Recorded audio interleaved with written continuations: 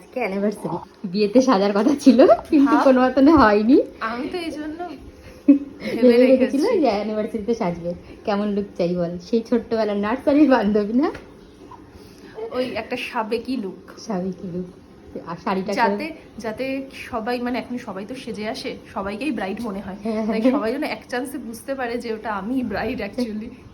আর সবাই যেন দেখে থামে একটু, না খুব ভালো লাগছে। তো বিয়েতে সেই রকম সাজটা হয়নি, তো একদম। অ্যানিভার্সারিতে যেটা হবে আশা করি। অ্যানিভার্সারিতে হবে, মানে শিখাকে দিয়েই সাজাবো এরকম অনেক দিন ধরে প্ল্যানিং ছিল, অন্তত অ্যাট লাস্ট ফুলফিল হচ্ছে সেটা। তো দেখি কেমন হয়। ফাইনাল লুক বল, কেমন লাগলো?